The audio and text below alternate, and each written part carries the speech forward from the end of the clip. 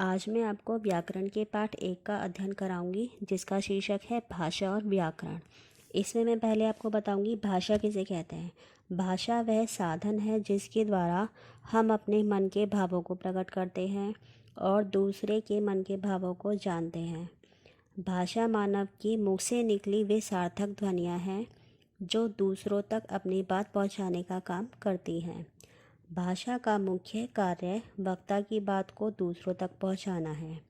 भाषा के माध्यम से मनुष्य बोलकर ही नहीं, लिखकर भी अपने विचार दूसरों तक पहुंचाता है।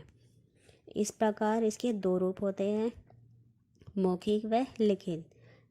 मौखिक भाषा, जिस भाषा को मुख से बोला जाता है और कानों से सुना जाता है, उसे हम बोलते हैं मौखिक भाषा।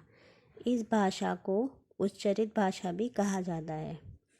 बातचीत, वाद विवाद, भाषण, कोई घटना या कहानी सुनाने में भाषा के इसी रूप का प्रयोग किया जाता है।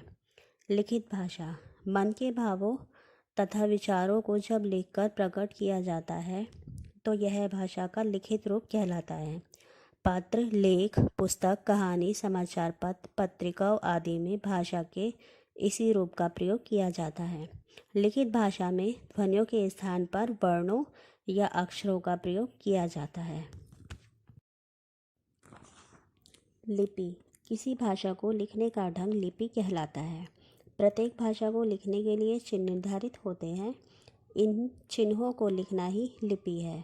व्याकरण, जिस शास्त्र में शब्दों के शुद्ध रूप एवं प्रयोग का निरूपण होता है उसे हम व्याकरण कहते हैं। प्रत्येक भाषा का अलग अलग व्याकरण होता है जिससे उस भाषा के शुद्ध रूप का ज्ञान होता है। व्याकरण के 3 भाग होते हैं, वर्ण विचार, शब्द विचार, वाक्य विचार। व्याकरण भाषा के शुद्ध रूप और उसके शुद्ध प्रयोग का ज्ञान कराने वाला शास्त्र है।